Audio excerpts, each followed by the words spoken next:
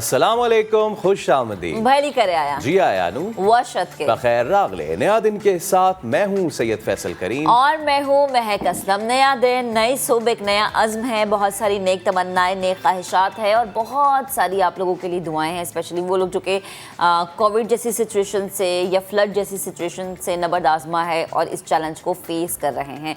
अच्छा जी, जब भी हम अपनी ज़िंदगी में किसी चैलेंज को फेस करते हैं उसके लिए हमें हिम्मत की ज़रूरत होती है, लेकिन कभी कभी कुछ लोगों के अल्फाज हमारी हिम्मत को तोड़ देते हैं। उनका अंदाज़े बयां कुछ ऐसा होता है, शायद उनकी नीयत ऐसी नहीं होती है। और कभी कभी ऐसा होता है कि सच कड़वा नहीं होता, सच बोलने का अंदाज़, यानी जो अंदाज़े गुफ्तगू आप अपनाते हैं वो कड़वा होता है। हम सच बोलने के साथ साथ दूसरों की दिल आज़ारी कर रहे होते हैं, दूसरों को इंसल्ट करते हैं और फिर उम्मीद ये रखते हैं कि हमारी इस दिल आज़ारी से, हमारी इस इंसल्ट से जो है किसी को दुख ना हो और कोई हमारी इस हरकत को ये समझे कि हमने सिर्फ सच बोला है। बानो कुद्सिया की कही हुई ये खूबसूरत बात है। हमें हमेशा बात करते हुए ये सोचना चाहिए कि जिन अल्फाज का चुनाव हम कर रहे हैं, आया कि क्या सामने वाले को वो तकलीफ़ तो नहीं दे रहा, क्योंकि हमारा दीन इससे मना करता है। हमारा दीन खूबसूरत गुफ्तगू करने को हमें कहता है, लेकिन दूसरे की दिल आज़ारी करने से मना करता है। और फैसल, हम हमेशा से एक बात बचपन से सुनते हैं कि जब आपका मुंह खुलता है ना तो पता चलता है कि दुकान सोने की है या कोयले की है। इसलिए जब भी अपनी ज़िंदगी में कुछ भी आपने डिलीवर करना है, किसी को कोई मैसेज देना है, किसी से कुछ शिकायत करनी है, किसी को आपने कोई बात समझानी है, वैसे तो हमेशा ये कहा जाता है कि किसी को अगर आपने समझाना है या कोई कंप्लेन करनी है तो आप अकेले में उसको समझा दें। जब भी आपने किसी से कोई शिकवा करना है तो हमेशा अल्फाज का चुनाव ऐसा रखें कि ना उसको बुरा लगे और वो आपकी बात समझ भी जाए, बजाय इसके कि उससे लगे कि इसने मुझे जलील किया है, मेरी तजलील की है या मेरी दिल आज़ारी की है। मुझे उम्मीद है कि आज की ये खूबसूरत बात, आज जो हमने जिस तरह से, जिस अंदाज से आप तक ये बात पहुँचाई है, आपकी ज़िंदगी में थोड़ा बहुत फ़र्क आ जाएगा। लेकिन मैं आपसे मुत्तफिक नहीं हूँ। अच्छा, क्यों? क्योंकि सच आपकी ज़िंदगी में बहुत ज़रूरी है। आगे बढ़ते हैं आज के शो में। लेकिन सच का अंदाज़े बयां अच्छा होना चाहिए। ज़रूरी नहीं है, ये आगे वाले बंदे पे डिपेंड करता है कि आप सच बोल किस तरह से एक्सेप्ट करते हैं। आगे बढ़ते हैं। आज शो में क्या कुछ है। ऐ काश मैं बन जाऊँ मदीने का मुसाफिर। हर मुसलमान की यही ख्वाहिश है कि अपनी ज़िंदगी में एक बार मदीने जाए। कई लोगों को ये सादत नसीब होती है, लेकिन जिस शख्स को अभी तक बुलावा नहीं आया वो अब घर बैठे हर जाविये से मस्जिद नबवी घूम सकते हैं। सऊदी अरब ने एक बेहतरीन ऐप मुतारिफ़ करवाई है जिसके इस्तेमाल से ऐसा लगता है कि वो वहाँ खुद मौजूद हैं। तो फिर ये कैसे पॉसिबल हो सकता है, कब से पॉसिबल हो सकता है और कैसे आप घर बैठे उन जो मुक़द्दस मकामात हैं उनकी ज़ियारत कर सकते हैं, आज हम आपको बताएंगे। इसके अलावा सऊदी अरब जाने वालों के लिए भी एक अच्छी खबर है। सऊदी अरब ने एक नए डिजिटल प्लेटफॉर्म का आगाज़ कर दिया है जिसके ज़रिए मक्का मुकर्रमा और मदीना के मुक़द्दस शहरों में जाने के लिए घर बैठे मनसूबाबंदी भी की जा सकती है। ई वीज़े की दरख्वास्त से लेकर होटल्स और परवाज़ों की बुकिंग तक सब कुछ आप इसके थ्रू कर सकते हैं। लाइक आपका टाइम भी बच रहा है और वो एक मुश्किल होती है ना कि दूसरे मुल्क में जाके आपको शायद चीज़ों का पता नहीं होता, तो आप उस मुश्किल से भी बच रहे हैं। अच्छा जी, इसके अलावा शो में क्या है, रोटी सबके लिए। दुबई के सुपरमार्केट्स में गरीबों को मुफ्त रोटियां फराहम करने वाली 10 मशीनें लगा दी गई हैं, जिसको जो रोटी जैसी खानी है, मुख्तलिफ तरीके की होती है ना, वो ऑप्शन पर क्लिक करें और गर्मा गर्म रोटी मशीन से बाहर आ जाती है। And we keep on thinking कि हमारा नाम था जो वेलफेयर स्टेट, हम थे, तो हम ये काम कब करेंगे। लेकिन स्टेट की सतह पे वैसे तो प्राइवेट एनजीओ बहुत ही काम करते रहते, बिकॉज पाकिस्तानी तो सर फहरिस्त है ना इमदाद करने में या खैरात देने में प्राइवेट सतह पे। बट अगेन वही कि इस तरह की स्टेट की सतह पे कब होगा, की सतह पे होनी चाहिए, क्योंकि जिस तरह से लोग परेशान है ना एक वक्त की रोटी के लिए भी, ये उनके लिए बहुत बड़ी नेमत। अब ज़रा आगे बढ़ते हैं। खेल का मैदान जो है उसमें बड़ी हलचल हो रही है। पाकिस्तान ने इंग्लैंड को 5वें T20 में 6 रन से हरा दिया है, शिकस्त दी है। पाकिस्तान को इंग्लैंड के खिलाफ सीरीज़ में 3-2 की बढ़तरी हासिल है। और पाकिस्तानी खिलाड़ियों को किन किन मुश्किलात का सामना है, क्या स्ट्रेटजी होनी चाहिए, बिकॉज अगेन वही फैसल कि हमारी प्लानिंग कभी ऐसी नहीं होती जिस पे हमें बड़ा वो कि अच्छा प्लानिंग बड़ी अच्छी की थी। जिन मुश्किलात का वो सामना कर रहे हैं ना, उससे दुगनी फैन सामना करते हैं ना। हम एक हाथ में तस्बीह और एक हाथ में ग्लूकोज की बोतल लेके बैठते हैं और वो देखे ना, वो होता है लास्ट मोमेंट पे गेम बदल जाती है ना, तो माशाल्लाह से हमारी टीम ऐसी कि कभी कभी जीता हुआ खेल हाथ से छीन के जो है वो अपनी कभी झोली में डाल लेते हैं। कभी कभी ऐसा होता है और कभी कभी हमारी प्लानिंग भी काम आ जाती है। सो इस पे आज हम प्रोग्राम में आगे चल के बात करेंगे। अच्छा जी, दुनिया भर में अमवात की एक बहुत बड़ी वजह दिल की बीमारियां भी हैं।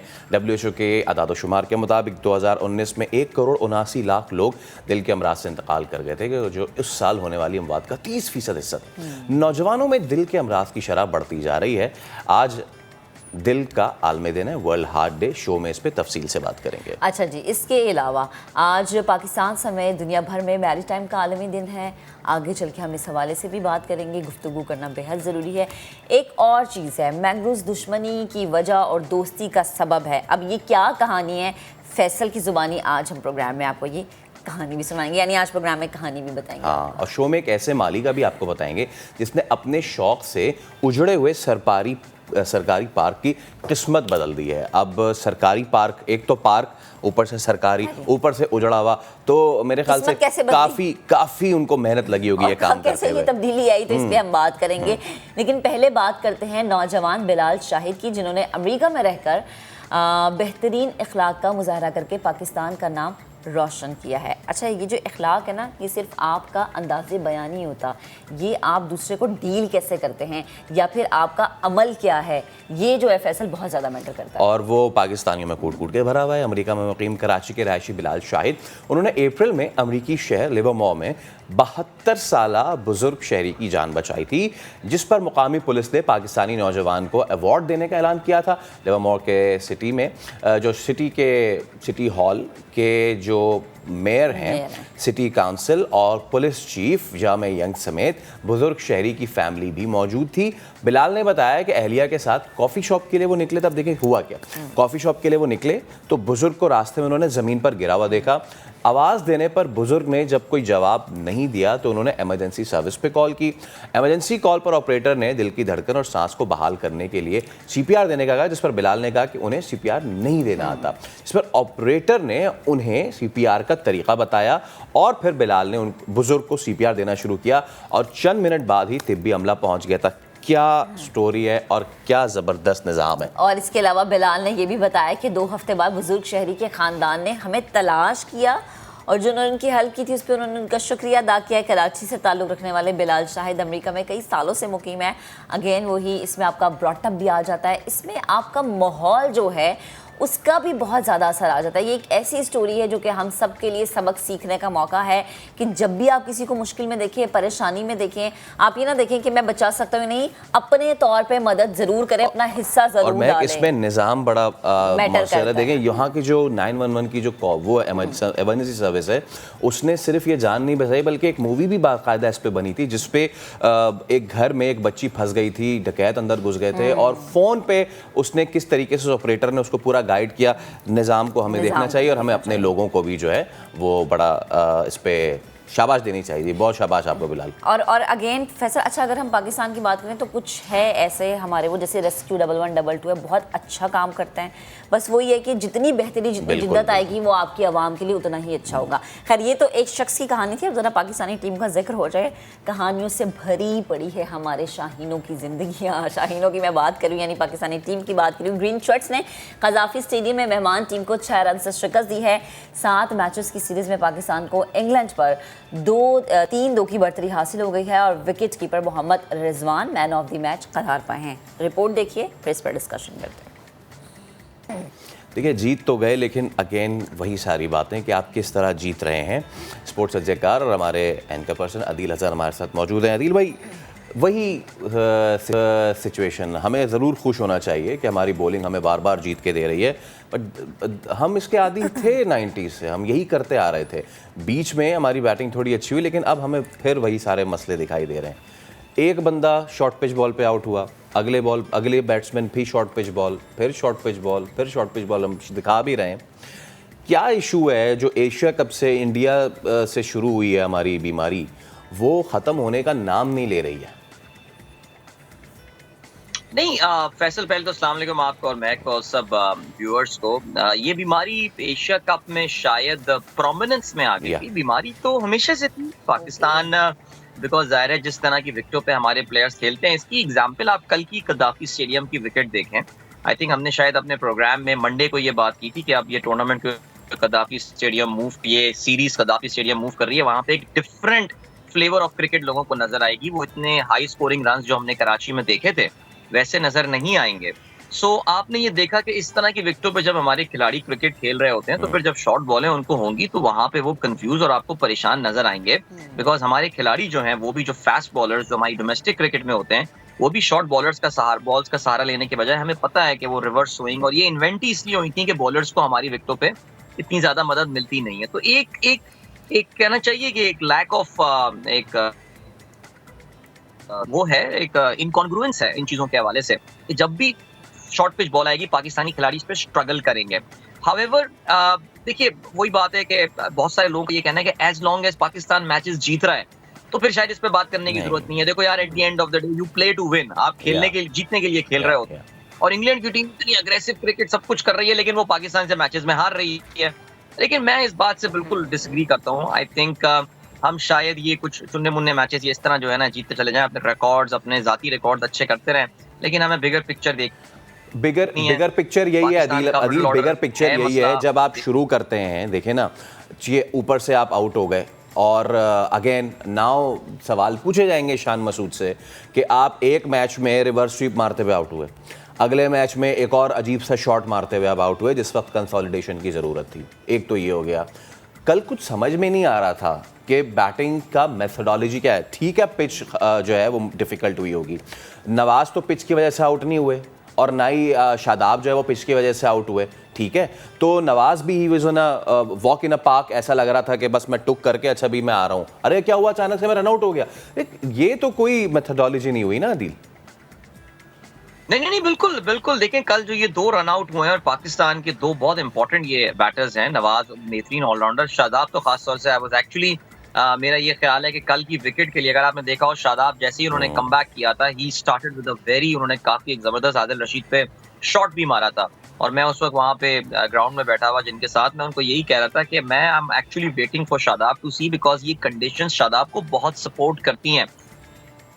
लेकिन ये जो रन आउट वाली गलतियां एंड ऑल, आई थिंक बहुत यहाँ पे मैं कहूंगा कि बहुत ही इररिस्पॉन्सिबिलिटी का मुजाहरा हुआ है, लैक ऑफ, यानी यही डिस्कशन होता कॉल किसकी थी। I mean it was obvious call किसकी थी, लेकिन शादाब ने जिस तरह रन को स्टार्ट किया था एंड ऑल, ये गलतियां हैं। देखिए फिर वही बात है Faisal, as long as you are winning the game, आप मैच जीत रहे होते हैं तो उसके खुमार में और उसके जो है ना नशे में आप ये चीजें अपनी मिस आउट कर जाते हैं। लेकिन कुछ इशूज बड़े ऑब्वियस हैं, बहुत वाजे हैं। और अगर वर्ल्ड कप में जहां हम बिल्कुल मुख्तलिफ कंडीशंस में खेल रहे होंगे, yes I will be very happy हम इंग्लैंड के खिलाफ ये सीरीज जीत जाएं, लेकिन पाकिस्तान की वर्ल्ड कप की कारकर्दगी कैसी होगी अगर कोई मुझसे सवाल पूछे तो मैं कोई बहुत ज्यादा उसमें कॉन्फिडेंट नहीं हूँ। I hope I am proven wrong. सही। अच्छा अदील, अब हमें ये समझने की ज़रूरत है कि मौक़े हमारे पास कम है, लेकिन जितनी भी अपॉर्चुनिटीज़ हमें मिल रही है हमने उसमें बेहतरीन खेलना है। अगर हम अपने कुछ क्रिकेटर्स की बात कर लें जैसे कि हैदर अली हो गए, और अगर हम ये कहें कि हमारे ये क्रिकेटर्स जिनको मौका मिला है लेकिन मौके पे चौका नहीं मार रहे, तो आई थिंक फिर इसमें किसी और का फॉल्ट नहीं है, उनकी अपनी ही कारकर्दगी ऐसी कि वो इस मौके को अवेल करना ही नहीं चाह रहे हैं। देखिए कल बहुत सारे प्लेयर्स के लिए कल बहुत अच्छी अपॉर्चुनिटी थी कि वो अपना पॉइंट प्रूव कर सकें कि यार I deserve a place in this side. देखिए आपने ये देखा कि आप डोमेस्टिक क्रिकेट से एक बंदे को डेब्यू कराते हैं और वो आते ही पहले मैच में जो है वो परफॉर्मेंस दिखा देते हैं, 2 ओवर्स कराए, लेकिन ये क्या किस बात की ये गमाजी कर रहा है, ये बता ये रहा है कि आपके पास डोमेस्टिक में बहुत टैलेंट है and you have to fight for your place. आपको अपनी जगह के लिए लड़ना पड़ेगा, you can not take your place for granted. I mean मैं शान मसूद की इंक्लूजन का एक बहुत एडवोकेट, बड़ा वोकल एडवोकेट रहा हूँ, लेकिन अगर शान मसूद वाकई इस तरह की अपनी विकेटें जो है वो लूज करता रहेगा, he does not deserve to be in the side. यही बात हैदर के लिए है कि अगर आप यहाँ पर हैं और आपको कोई जगह मिली है, यार बहुत लड़के बैठे हुए हैं जो कि आपकी ये 1 डाउन या 2 डाउन वाली पोजीशन पे उनको ला के, sorry to cut you, issue क्या है, लाइक हमारे पास दुनिया का बेहतरीन अपने टाइम का बैट्समैन मोहम्मद यूसुफ है कि जो नीचे बॉल पे भी ऊपर बॉल पे भी बेहतरीन कट, पुल, हुक, एवरीथिंग, और सिर्फ यानी इंग्लैंड के पिचेस पे भी, तो वो कम्युनिकेट नहीं कर पा रहे हमारे बल्लेबाज यहाँ। तो अदील थोड़ी सी मुझे एक्सपर्ट वाली राय बीच पे दीजिएगा। एक बंदा हैदर खड़ा हुआ है यार, वो खड़े खड़े हुक क्रॉस मार रहा है, कैसे एक्सप्लेनेबल कैसे है ये? अच्छा देखिए, आपने ज़ाहिर है यहाँ पे मोहम्मद यूसुफ का आप जिक्र किया। फैसल, आई थिंक मोहम्मद यूसुफ का जो प्राइम का करियर है, उस वक्त मैं भी काफी बड़ा हो चुका था और आप भी काफी बड़े हो चुके थे। हमने उनके पूरे करियर को बनते हुए देखा है अपनी आंखों के सामने। Yes. Yusuf, with all due respect, I mean Richards का रिकॉर्ड तोड़ा जी, सबसे ज्यादा रन टेस्ट क्रिकेट में एक साल में बनाए, लेकिन I don't think he was ever that kind of player कि जिससे आप एक्सपेक्ट करते थे कि यार ये कोई इस वक्त ना बहुत ही जबरदस्त कोई आपको 125 से 140 के स्ट्राइक रेट से बैटिंग करके देगा। नहीं, यूसुफ का अपना एक स्टाइल था, उनका अपना एक तरीका था जो कि उस वक्त की क्रिकेट के मुताबिक परफेक्ट तरीका था, लेकिन क्या वो आज के मुताबिक फिट होता है या नहीं? विच इज वाई मैं, अगर आप मुझसे पूछें, मैं एक्चुअली ज्यादा बड़ा फैन था मैथ्यू हेडन का पाकिस्तान क्रिकेट टीम के साथ अटैच होने के हवाले से, because Matt Hayden is a modern cricket player. उनके पास वो टेक्निक्स भी हैं जो कि मॉडर्न क्रिकेट में जो है होनी चाहिए। और मैं ये चीज भी देखता हूँ कि पाकिस्तान क्रिकेट का एक बहुत बड़ा जो एनालिस्ट का और जर्नलिस्ट का बहुत बड़ा तबका है जो ये समझता है कि Pakistan badly needs a foreign coach, जो कि ये बात है कि ये कुदरत का निजाम है और ये है तो हार है तो जीत है तो रात है तो सुबह है और दिन है तो फिर पता नहीं क्या क्या है, सवेरा है तो पता नहीं क्या क्या है, जो है वो ये बातें करने के बजाय प्रैक्टिकल बातें करे, who is aware of the modern cricket and all. So मैं Mohammad Yusuf, yes I think एक सर्टेन ब्लेंड ऑफ क्रिकेट के लिए तो वो ठीक होंगे, लेकिन हमें शायद, अगर हम कोचिंग की बात कर रहे हैं, may be he does not fit in this form. अच्छा अदील, अगर हम आमिर जमाल की बात करें, उन्होंने डेब्यू किया, ऑलराउंडर हैं वो, मतलब मुझे तो बड़ा ज़बरदस्त उनकी परफॉर्मेंस लगी, आप इस पे क्या कमेंट करेंगे? देखिए, आमिर जमाल को हमने अभी 2 ओवर कराते हुए देखा है और हमने उनको थोड़ी सी बैटिंग करते हुए भी देखा है। बैटिंग में भी मेरे ख्याल से उनके जो पहले रन थे उन्होंने बाउंड्री वगैरह मारी थी। मैं क्योंकि स्टेडियम में बैठा था, ऑनेस्टली स्टेडियम में ना आपको इतना मैच समझ में आ नहीं रहा होता है, you are just living the moment there. लेकिन मैंने वापस आके आमिर जमाल का जो स्पेशली आखिरी ओवर था वो मैंने किया, उसमें थोड़ी सी उन्होंने इनएक्सपीरियंस जरूर दिखाया, जो स्लॉट पे रख के उन्होंने मोइन अली को बॉल दे दी थी, बिकॉज वो उन गेम बॉल्स को नहीं छोड़ता, तो उसने तो आपको पता है कहाँ उठा के वो छक्का फेंक दिया था। Having said that, I think यहाँ पे एक जो केस नजर आता है, आपको ये नजर आता है that Aamir Jamal is 26 year old by the way. कोई 19 साल या 20 साल का डेब्यूटेंट आप नहीं लेकर आए हैं। इससे आपको अंदाजा ये होता है कि एक बंदा जो काफी क्रिकेट खेला हुआ आ रहा हो, वो ऐसे मकाम, ऐसे मोमेंट्स पे आके मैच्योरिटी शो करता है, जो कि आमिर ने कल बहुत जबरदस्त तरीके से जो है वो शो किया। इट वोंट बी इजी, आसान तरीन चीज नहीं होगी, लेकिन मैं फिर भी लोगों को यही बोलूंगा, please hold your horses, please hold your horses. अभी आमिर जमाल ने सिर्फ अपने करियर के 2 ओवर्स करवाए और कुछ अभी इंशाल्लाह हमारे जो चीफ सेलेक्टर थे, he thinks very highly, Mohammad Wasim thinks very highly of Aamir Jamal, और वो तो कल इतने खुश होंगे, मैं तो यही सोच रहा था, मेरे जहन में यही आ रहा था कि वो how he would be yesterday, लेकिन थोड़ा सा टाइम रुकिए। आमिर जमाल याद रहे पाकिस्तान के वर्ल्ड कप के स्क्वाड का हिस्सा नहीं है, तो अभी इंग्लैंड के बाकी मैचेस तो खेल लेंगे, लेकिन उसके बाद एक बड़ा ब्रेक आना है, बिकॉज हम आने वाले दिनों में ज्यादा T20 नहीं खेल रहे हैं आफ्टर द वर्ल्ड। हाँ, एंड सिर्फ छोटा सा कमेंट ऑन द बॉलिंग, हमारी बॉलिंग दिन ब दिन एक बार फिर दिल जीतती जा रही है, with Naseem Shah and Shaheen still out. कल बॉलिंग पे आप ओवरऑल क्या कमेंट करेंगे? बड़ा अच्छा फंसा के उनको हम जीते हैं। बिल्कुल, देखिए दो कमेंट्स मैं सिर्फ देना चाहूंगा, बल्कि just to link with the first thing that I said, मैंने बताया था गद्दाफी स्टेडियम की विकेट डिफरेंट बिहेव करेगी नेशनल स्टेडियम से, और आपने कल ये देख लिया कि वो डिफरेंट बिहेव कर रही थी। पाकिस्तान की बॉलिंग को जो एक बहुत जबरदस्त शॉट इन द आर्म जिसको कहा जाता है, वो कल शादाब की वापसी से हुआ। आपने देखा कि शादाब ने किस तरह फंसा के इंग्लैंड के बैट्समैन को रखा वहां पे। I think he gave 25 run, और उन्होंने बहुत इंपॉर्टेंट हैरी ब्रूक की विकेट जो है वो हासिल की। आपको पता है कि हैरी ब्रूक काफी डेविस्टेटिंग बैट्समैन हो सकते हैं, एलबीडब्ल्यू उनको आउट किया था। देन इफ्तिखार, आई थिंक अब उनको लोग कुछ भी कहते हो, जो भी हो, सिलसिला कुछ भी हो, सरफराज जब कप्तानी किया करते थे, वो इफ्तिखार से बहुत रेगुलरली बॉलिंग करवाया करते थे। Babar for some odd reason Iftikhar पे शायद इतना ट्रस्ट नहीं था, कॉन्फिडेंस नहीं था, लेकिन मुझे ऐसा लग रहा है कि वो कॉन्फिडेंस अब वापस आ रहा है। बैक टू बैक 2 मैचेस में इफ्तिखार ने जो है वो अपना पूरा जो है वो कोटा कंप्लीट किया है। If I am not mistaken Karachi में भी उन्होंने कोटा कंप्लीट किया था। तो ये इन दोनों स्पिनर्स का पाकिस्तान की कोई बॉलिंग में कंट्रीब्यूट करने का एक इम्पैक्ट आपको नजर आ रहा है। ये जो मिडिल ओवर की गेम होती है ना T20 क्रिकेट में, जहां पे पाकिस्तान जनरली लूज आउट कर जाता है, पाकिस्तान वहां पे दूसरी टीमों को खुल के खेलने का मौका भी नहीं दे रहा। ये दोनों बड़े इंपॉर्टेंट बॉलर हो सकते हैं आपके वर्ल्ड कप। ओके, बहुत शुक्रिया Adil, thank you so much. और पाकिस्तान फाइनली रहा है, अच्छी क्रिकेट देखने को मिल रही है, लेकिन क्या ही अच्छा हो कि हमारा जो एक बार फिर जो मिडिल ऑर्डर है ना, वो जो सबसे बड़ा मिडिल डिसऑर्डर बना हुआ है, वो प्लीज़ थोड़ा परफॉर्म कर जाए। आगे बढ़ते हैं, क्रिकेट की तो हम बात करते हैं, लेकिन हॉकी, हाय हाय, पाकिस्तान हॉकी जो है वो हमेशा इम्तिहान से गुजरी है, अब उसके लिए एक और इम्तिहान है। नेशंस कप से कबल अजलान शाह कप पर नजरें हैं। एक जानिब कैंप का आगाज तो दूसरी जानिब बगावत की आवाज़ें आ रही हैं। अच्छा जी, मामला क्या है, रिपोर्ट करेंगे खिजर आजम। सुल्तान अजलान शाह कप के लिए कौमी हॉकी टीम की तैयारियां।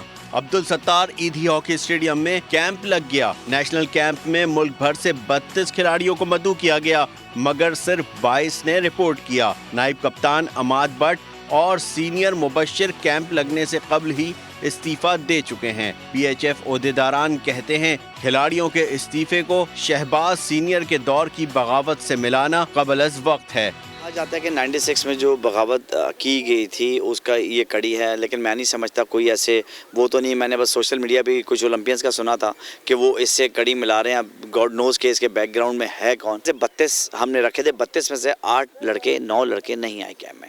अभी हमारा नेशनल टूर्नामेंट हो रहा है पूरे पाकिस्तान की सतह का, बलूचिस्तान गोल्ड कप हो रहा है। ये हमारा एक टैलेंट हंट प्रोग्राम है जो टैलेंट पिक कर रहे हैं। क्या पता ऐसा प्लेयर हो जो इस कैंप में भी ज्वाइन करवा ले, क्या पता ऐसा प्लेयर है जो पाकिस्तान टीम को भी नॉक कर ले। पाकिस्तान हॉकी से बढ़ के कोई भी नहीं है, ना मैं हूँ ना कोई पहले थे ना आने वाले होंगे। हॉकी की वजह से ही इन बच्चों को इंटरनेशनल कॉन्ट्रैक्ट्स मिलते हैं जो जाके लीग्स खेलते हैं। मेरा अपना ख्याल है कि शायद बच्चों को एक पेप टॉक देने की ज़रूरत है। जो आ जाएं उनके लिए वेलकम है, जो नहीं आएंगे उनको गुड लक है, लेकिन जो हैं हमारे साथ हम उन्हीं लड़कों में रह के उन्हीं लड़कों को हम सही डेवलप करेंगे, उन्हीं को हम कोचिंग देंगे। किसी के आने से और किसी के जाने से कोई फ़र्क नहीं पड़ता। अगर पुराने लड़के जो खेल रहे थे अगर उसके साथ भी अगर मैं देखता हूँ तो हम ओलंपिक से बाहर हो गए, वर्ल्ड कप से बाहर हो गए, तो वाई नॉट हम यंगस्टर्स ले लें और यंगस्टर्स लेके हम कोशिश करें कि हम बेहतर परफॉर्म करने की कोशिश करें। कौमी कप्तान उमर भुट्टा अजलान शाह में उम्दा कारकर्दगी के लिए पुरुमीद। अभी जो हमारा जो है सुबह और शाम ट्रेनिंग हो रही है 3-3 घंटे ना, तो जो चीज़ें जो डेफिशिएंसी रह गई है टूर्नामेंट में, पिछले लास्ट टूर्नामेंट में, क्योंकि ग्रोइंग टीम है और इंटरनेशनल मैचेस कम थे, उसकी वजह से अब यह है कि वापस आ रही है आहिस्ता है। तो होपफुली ये है कि जो डेफिशिएंसी देखी है फिटनेस और जो चीज़ कमी बेशी थी उस पर काम हो रहा है कैंप पे, तो होपफुली जो आगे जो है टूर्नामेंट आ रहा है उसमें बेहतर परफॉर्म करेगी पाकिस्तान हॉकी टीम। जितने मैचेस खेलेंगे और जितने जीतेंगे तो आपके पॉइंट्स और रैंकिंग इंप्रूव होती जाएगी। तो इसलिए मैं कहना चाह रहा था कि जो रैंकिंग डाउन हुई है उसमें बड़ा फैक्टर है ना खेलना इंटरनेशनल लेवल पे। जितने ज़्यादा मैचेस होंगे पाकिस्तान हॉकी टीम ऊपर ग्रो करेगी। कौमी टीम के सीनियर खिलाड़ी भी अजलान शाह कप समेत दीगर इंटरनेशनल इवेंट में कौमी टीम की रैंकिंग की बेहतरी के लिए पुरुमीद हैं। इंडियन टीम देख लें जो साथ हमारे हमसाये ममालिक हैं, वो साल में तकरीबन 35 से 40 मैचेस खेलते हैं लगातार। वो उनका स्केड्यूल इतना बिजी होता है। हमें असल में लड़कों को इंटरनेशनल टैलेंट की कमी कोई नहीं है। सारा जो है मसला मैं समझता हूँ इंटरनेशनल एक्सपोजर का है। जितने मैचेस मिलेंगे टीम उतनी जल्दी जो है वो उभरेगी। हमें जितने ज़्यादा मैचेस मिलेंगे हम उतने ज़्यादा इंप्रूव करेंगे, ग्रो होंगे हमारे हॉकी प्लेयर्स जितने भी हैं, क्योंकि हम यंग प्लेयर्स हैं सारे। तो जितने ज़्यादा हमारे मैचेस मिलेंगे हमारे उतने ही हमारी जो परफॉर्मेंस है वो बेहतर होती जाएगी। आपको कि पूरा मंथ है हमारे पास, तो उसी तरीके से हमारे कोचेस मेहनत करेंगे। तो जब न्यू टैलेंट हमारे सामने आएगा, हमारे साथ मिलकर खेलेंगे, तो उम्मीद करते हैं कि रिजल्ट जो बेहतर रहेगा। अजलान शाह कप 15 से 25 नवंबर तक मलेशिया में खेला जाना है। कौमी टीम के गैर मुल्की कोच कैंप 1 माह तक जारी रहेगा। कैमरामैन कासिम रईस के साथ खिजर आजम, समा, कराची। जी, अभी हम आपको बताते हैं कि ब्रेक ले रहे हैं हम, और ब्रेक के बाद क्या है जी दिल का आलमी दिन, क्यों है बीमारियां और कैसे इसको रखने सेहतमंद, एक ब्रेक के बाद।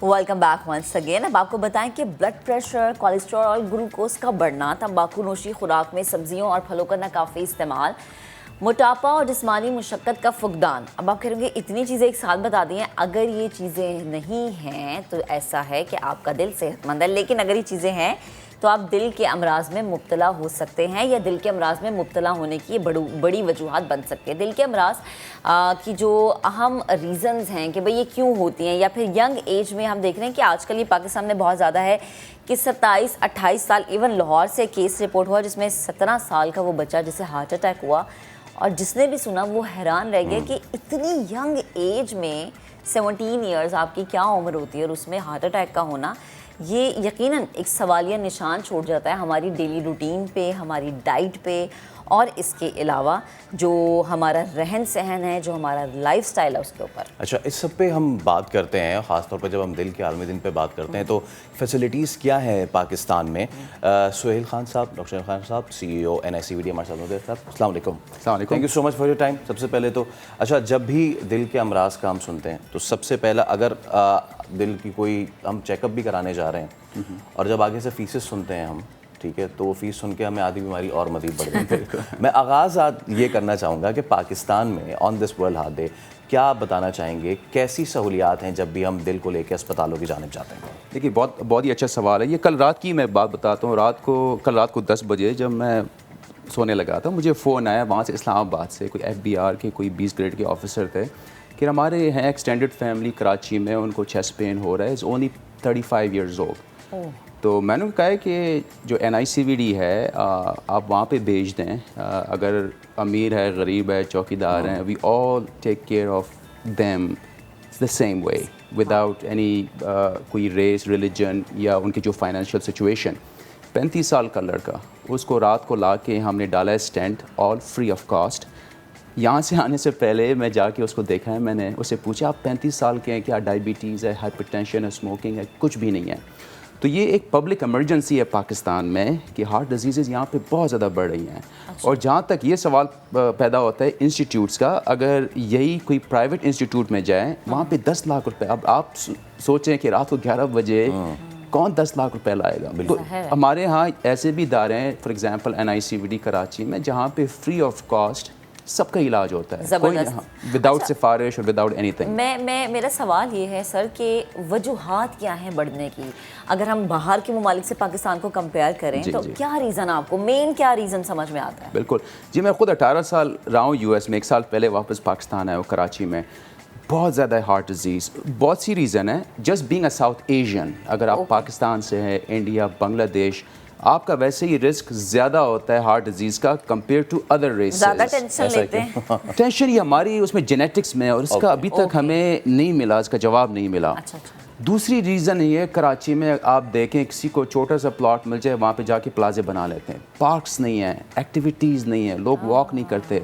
फिर साउथ एशियन में हमें जो कार्बोहाइड्रेट रिच डाइट खाने का बहुत शौक़ है, कढ़ाई हो गई, निहारी हो गई, मसालेदार, बिल्कुल। और फिर कराची आप देखें दुनिया में एक वाहिद शहर है कि यहाँ पे रात को लोग 2-2 बजे तक जागे होते हैं, ठीक है ना, खाना खा के फिर सो जाते हैं, एक नॉर्मल फिर खाना खा लेते हैं। एग्जैक्टली, एक नॉर्मल सर्केडियन रिदम नहीं है। जब आप स्लीप डिप्राइव्ड होते हैं, स्लीप साइकिल नहीं होता, आपकी कोर्टिसोल बढ़ जाते हैं, इन्फ्लेमेशन, जिससे आपकी हार्ट डिजीज़, डायबिटीज़, हाइपरटेंशन बढ़ जाती है।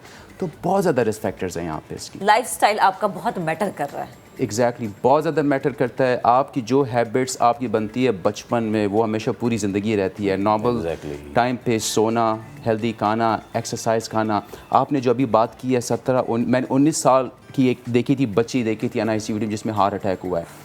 जब आप देखते हैं ब्लॉकेजेस हार्ट में, वो 12-13 साल में बनना शुरू हो जाते हैं इंसान में। तो जो आप लाइफस्टाइल की बात करते हैं मॉडिफिकेशन में, वो बहुत यंग एज में शुरू होनी चाहिए। आप अपने बच्चों को सिखाएं कि हेल्दी डाइट क्या है, एक्सरसाइज क्या है, किस तरह वेट कंट्रोल करना है। तो ये लाइफस्टाइल मॉडिफिकेशन अर्ली एज में शुरू होनी चाहिए। अच्छा, इसमें फिर ये भी एक चीज़ है सुहेल साहब कि हम ऑब्वियसली एक्सपेंसिव इलाज भी है, फिर इदारे भी थोड़े बेहतर हो गए अब हमारे, लेकिन स्टिल अगर हम कंपेयर करें फास्ट फूड का कल्चर तो it's in western countries as well, लेकिन हमारे यहाँ जैसे कि आपने स्लीप डिप्रिवेशन की भी बात की, अब सिर्फ ये एक इशू तो नहीं होगा।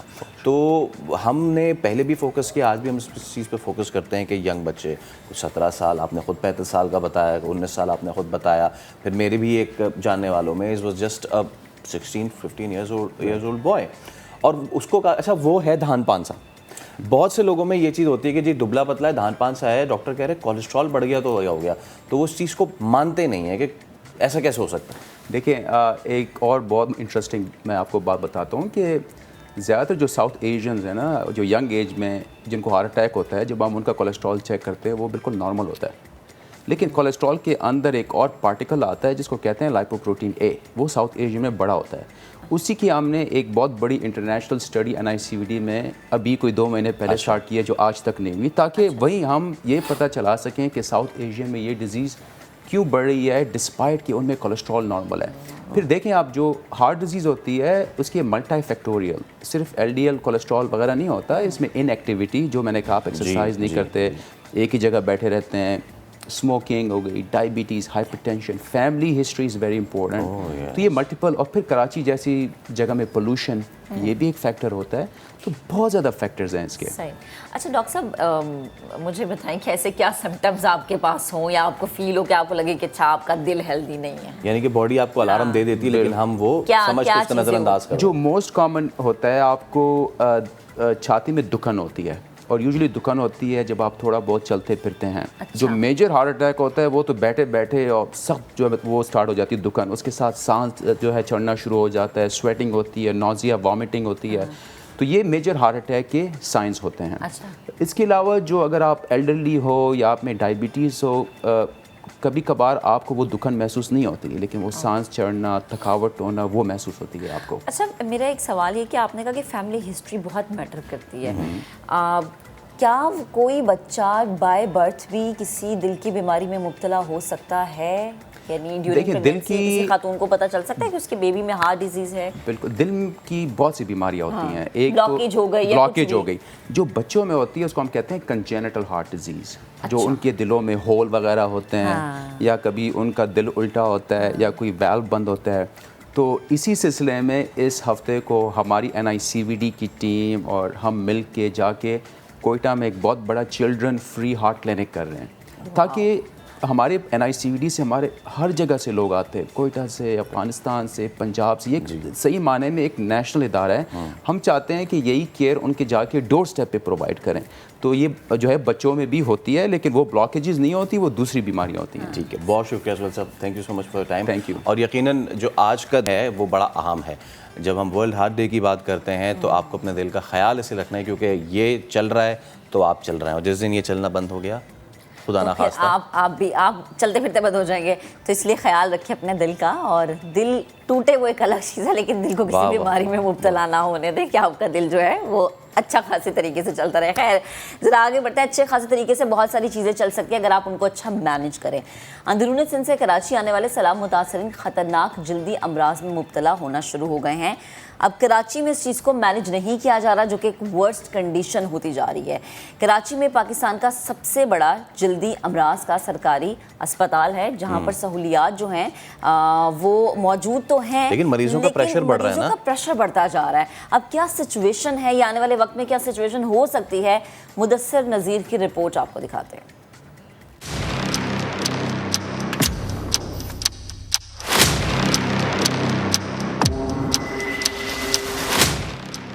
सिंध और बलोचिस्तान में सैलाब से तबाही के बाद बीमारियों का सैलाब भी आ गया है। अंदरूनी सिंध से कराची आने वाले सैलाब ज़दगान में फंगस, खारिश और जख्मों से कीड़े पड़ने से जल्दी अमराज फैल रहे हैं,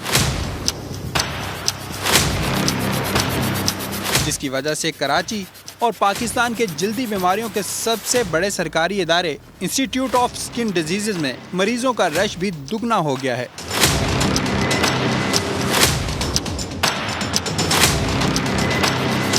चमड़ा अस्पताल के नाम से मशहूर इस अदारे में ख़तरनाक बीमारियों में मुब्तला मरीज आ रहे हैं, जिससे मुकामी आबादी के मुतासिर होने का ख़तरा भी बढ़ता जा रहा है। हमारे पास 4,000 to 5,000 पेशेंट्स का स्ट्रेंथ होता था इस हॉस्पिटल में, तो अब वो बढ़ गया है काफ़ी। हमारे पास 6,000 पेशेंट्स भी आ रहे हैं, 7 भी आ रहे हैं, क्योंकि वो ज़ाहिर सैलाब ज़दगान जो है वो सारे एक ही स्केबीज़ की बीमारी एक को हुई तो पूरे घर को हो जाएगी। और अब ये जैसे कैंप्स में रह रहे हैं या स्कूलों में रह रहे हैं, तो वो एचिंग और वो, तो उसके लिए वो लोग आते हैं, ग्रुप्स के ग्रुप्स बना के आते हैं। बाज़ दफ़ा 25 लोग साथ आ रहे हैं, जी सबको एचिंग है। पानी है, पानी में मॉइस्चर होता है, ड्रायर जब तक हम नहीं करेंगे इस चीज़ को, तो वो ये डिजीज़ जो हैं वो बढ़ते रहेंगे। चमड़ा अस्पताल आने वाले सैलाब ज़दगान में ऐसे बच्चों की बड़ी तादाद भी शामिल है, जिनके सर में ज़ख्म ख़राब होने से कीड़े पड़े होते हैं। ये जब से सैलाब आया है उस वक्त से जो है हमारे पास 10-12 इस तरह के पेशेंट आ रहे हैं, और ज़्यादातर बच्चे हैं जिनके सर के अंदर हैं और ये इसलिए भी होते हैं कि अनहाइजीनिक कंडीशन भी है, और दूसरा ये फोड़े फिंसियाँ जो निकल रहे हैं इस वक्त सैलाब की वजह से, गंदे पानी की वजह से, उसकी वजह से भी जो है वो ज़ख़म होता है और उसमें कीड़े पड़ जाते हैं। हुकूमत के तहत चलने वाले स्किन डिजीज़ के इस सबसे बड़े अस्पताल में फंगस समेत डेंगू से मुतासरा जल्दी अमराज का भी इलाज किया जाता है और दवाएं भी मुफ्त दी जाती हैं। लेकिन मरीजों की बढ़ती हुई तादाद और अमले और अद्वियात की कमी की वजह से इंतजामिया को इस कार्य खैर को जारी रखने में मुश्किलात का सामना है। यहाँ दवाइयाँ भी फ्री मिलती हैं, तो गरीब मरीजों का आसरा ही यही है। लीशमीनियासिस का ये सबसे बड़ा सेंटर है कराची, वो सिंध और बलूचिस्तान का। हुकूमत ऐसे फैसिलिटेट कर सकती है तो फ़ंड बढ़ा दे यहाँ दवाइयों का, क्योंकि आपको पता है दवाइयाँ यहाँ फ्री मिलती हैं। लैब तो स्टाफ के हवाले से बहुत ही कमी का शिकार है, डॉक्टर्स और पैरामेडिकल दोनों यहाँ पे कम है, तो इस कमी को पूरा कर दिया जाए तो हम बेहतर परफॉर्म कर पाएंगे।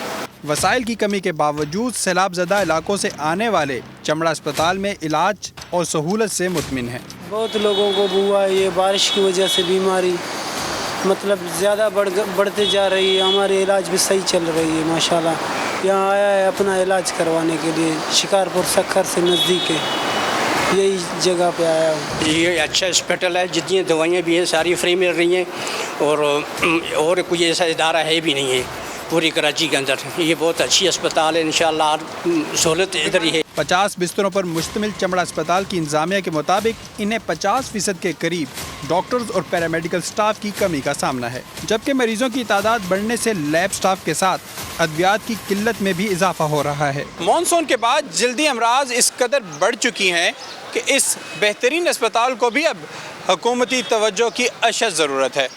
अगर फौरी फंड जारी ना किए गए तो बहुत से मरीज मुफ्त अद्वियात और इलाज से महरूम हो जाएंगे। कैमरामैन मोहम्मद कामरान के साथ मुदस्सिर नज़ीर, समा, कराची। अभी एक ब्रेक ले रहे हैं, लेकिन ब्रेक के बाद जब हाजिर होंगे तो आपको सुनाएंगे कहानी दो कबीलों की जो पहले लड़ते थे फिर दोस्त बन गए, वजह बनी एक पौधा। तफसील एक ब्रेक के बाद।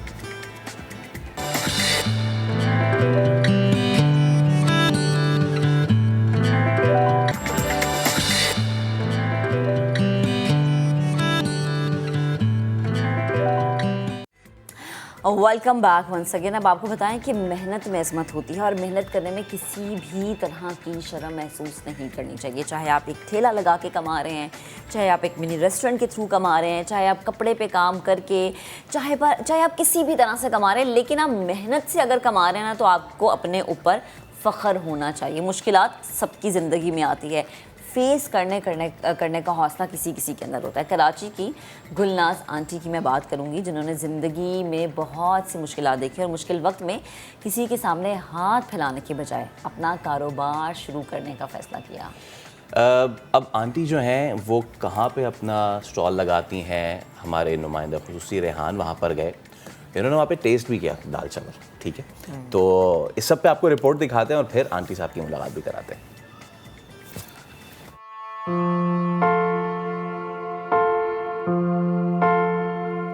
तने तन्हा अपनी मदद आपके तहत मेहनत में अजमत की मिसाल कायम करती ये वही गुलनाज आंटी हैं जिनके दाल चावल और दीगर खानों की इन दिनों सोशल मीडिया पर धूम मची हुई है। गुलनाज आंटी ने 2006 में शौहर की वफात के बाद घर का बना खाना मुख्तलिफ बाजारों में फरोख्त करना शुरू किया था और अब उन्होंने सोहराब गोट के करीब सगीर सेंटर पर अपना फूड स्टॉल लगा लिया है, जहां वो फैक्ट्री मुलाजिमीन को महीने के आखिर में बगैर पैसे लिए भी खाना खिलाती हैं। महंगाई का दौर कितना गुज़र करना मुश्किल है, तो फिर मैंने सोचा कि मैं ये काम अच्छे तरीके से कर सकती हूँ, तो मुझे ये करना चाहिए बनिस्बत ये कि मैं किसी के आगे हाथ फैलाऊँ। मेरे यहाँ लगाने का मकसद ये था कि 70 रुपए के मैं दाल चावल इसलिए बेचूँ कि यहाँ पर फैक्ट्री के जो लोग हैं, वो वर्कर्स जो हैं, वो तकरीबन महीने के आधे महीने में उन लोगों के पैसे ख़त्म हो जाते हैं और जो नहीं अफोर्ड कर सकते, मैंने उस 6 से 7 दिन में ये अंदाज़ा लगाया कि कई लोग ऐसे हैं जो बिल्कुल अफोर्ड नहीं कर सकते, तो मैं अगर किसी का काम आ सकती हूँ तो मैं ये मेरे लिए बहुत बड़ी बात होगी। फूड किचन के नाम से गुलनाज आंटी 70 रुपए में दाल चावल, चना रोटी और सब्जी फरोख्त करती हैं, जिन्हें खाने के लिए लोग दूर दराज से आ रहे हैं और घर के बने खानों का मजा ले रहे हैं। मैं डिफेंस से आया हूँ सिर्फ इनके दाल चावल खाने के लिए। और लगे कैसे? बहुत मज़ेदार, बहुत अच्छे। अल्लाह ताला इनको कामयाब करे और सबके लिए इनकरेजमेंट है ये कि हमारी ख़वातीन जो हैं वो बाहर आएँ, निकलें और इस तरह के काम करें और हम उनको सपोर्ट करेंगे। इस उम्र में भी मेहनत कर रही हैं खातून होके भी, गर्मी भी है, अच्छी बात है, बड़ी मैंने तो जी छोले खा रहा हूँ मैं, और क्योंकि चावल ज़रा सा मना है मुझे, इसलिए वो ट्राई नहीं किए मैंने, लेकिन बिल्कुल जैसे घर का खाना है वो वही मज़ा है। 60 साल गुलनाज अपनी जैसी खवातीन को हिम्मत हारने के बजाय मुश्किलात के आगे डट जाने का मशवरा देती हैं। मेहनत करने से आपके काम में भी बरकत होती है, आपके उसमें भी बरकत होती है, आपके रिस्क में बरकत होती है। तो कोशिश करें कि मेहनत करने बजाय इसके के गलत काम की तरफ जाएं। और बस मैं यही कह सकती हूँ, मेरी लोगों से इल्तिमास है कि जो भी करें अच्छा करें, अच्छे के लिए करें, अच्छा सोचें, अच्छा बोलें। गुलनाज आंटी की 2 बेटियां और 1 बेटा है, जिन्हें वो अपनी इज्जत और मेहनत की कमाई से पढ़ा लिखा कर अपने पैरों पर खड़ा देखना चाहती हैं।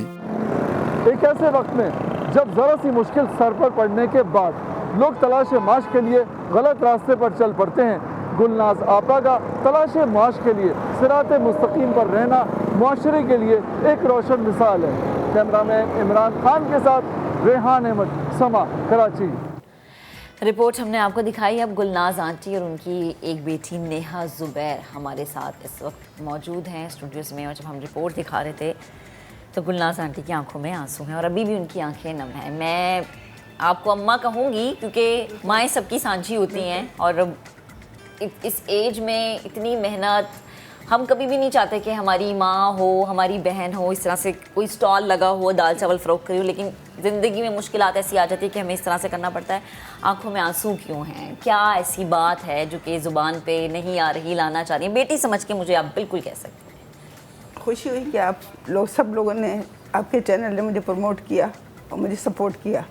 सबसे ज़्यादा तो मुझे खुशी इस बात की है, और मैं इस चीज़ को बुरा नहीं समझती कि मैं मेहनत कर रही हूँ या मैं स्टॉल लगाई हुई हूँ। मैं इस चीज़ पे फ़ख्र करती हूँ कि मैं काम कर रही हूँ, बजाय इसके कि मैं किसी से मांगूँ या किसी से इल्तिमास करूँ। तो बस यही वजूहत थी कि मैं आपसे नहीं, 10-15 साल से मैं संडे बाज़ार में, डिफेंस में जो संडे बाज़ार लगा करता था DHA का, मैं उसमें लगाया करती थी। अच्छा। अल्हम्दुलिल्लाह मेरा वहाँ भी बड़ा अच्छा रिस्पॉन्स था, लेकिन वो फिर गिरा दिया गया।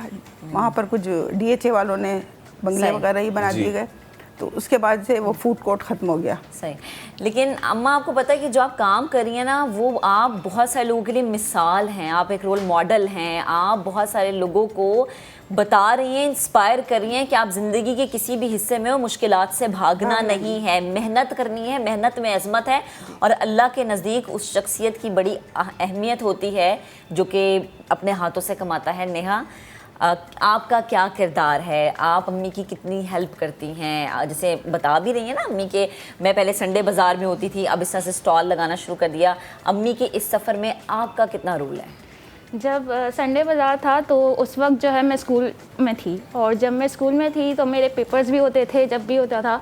स्टार्टिंग में मैं तो नहीं गई, लेकिन एंड में जो है मैंने काफ़ी, मेरा अगला दिन पेपर भी होता था, लेकिन मैं जाती थी संडे को, क्योंकि मुझे मज़ा आता था।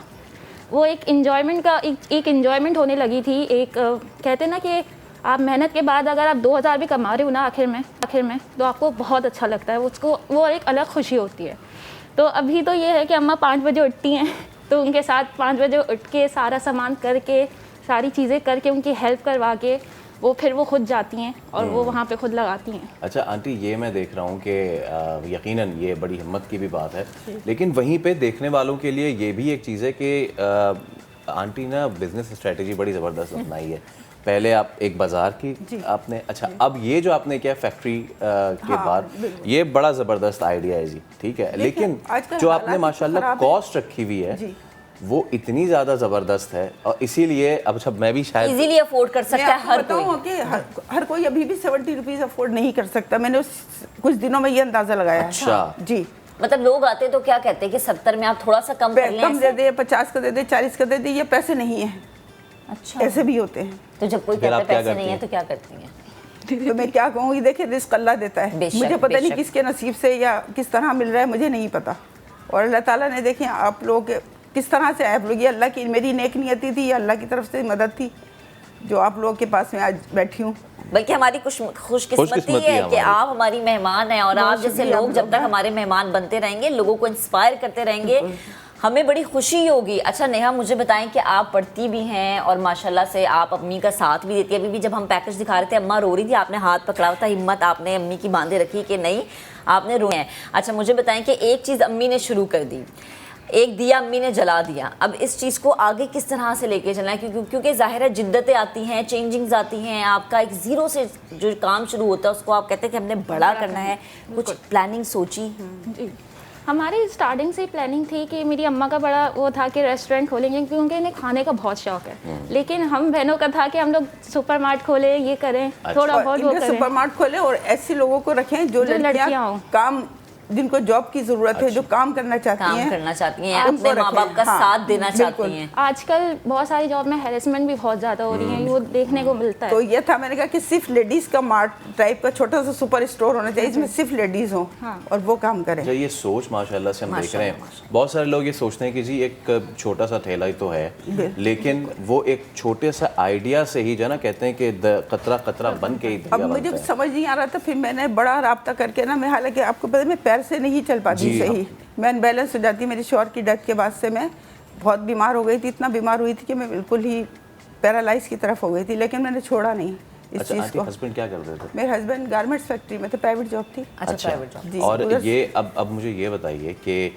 ये आप कर रही हैं माशाल्लाह से, इतने अरसा हो गया है, सालों से, जब कोई आपके पास आता है और ये कहता है कि यार है नहीं मेरे पास, आप उसको अल्लाह की रज़ा के लिए कर देती हैं मामलात, इसके बावजूद भी आपकी कॉस्ट रिकवर हो जाती है, सारे मामलात हो जाते हैं, घर बचा के ले जाती हैं। देखिए आप चाहे तो आपका लाखों में करोड़ों में पूरा नहीं होता, सही। अगर आपकी ख्वाहिशात महदूद है ना तो अल्लाह ताला उसी में बरकत डाल देता है। बेशक बेशक। और नेहा, आपने अब इस चीज़ को आगे ले जाना है और इसको और मज़ीद बढ़ाना है, लोगों के लिए और बड़ी मिसाल बनी है। अच्छा अम्मा, मुझे बताएं कि जब आप कोई भी काम शुरू करते हैं या बहैसियत खातून आप किसी भी चीज़ के बारे में सोचते हैं, या तो घर वालों की तरफ से आपको बहुत सपोर्ट किया जाता है या बहुत सारे नेगेटिव कमेंट्स होते हैं, आपके अपने बहन भाई हो गए, रिश्तेदार हो गए, करीबी ससुराली हो गए, क्या रिस्पांस था? देखिए रिस्पांस दूसरों का तो बहुत अच्छा आता है। मैं आपको जनरली सच्ची बात बताऊं, पराए होते हैं। अच्छा, पराए होते हैं। बाकी आपके रिश्तेदारों का, अपने बहन भाई क्या कहते थे? बहुत कम आता है रिस्पांस। अच्छा, आपके अपने बहन भाई क्या कहते? मेरा किसी से भी कोई अभी ऐसा वो नहीं है, क्योंकि मैंने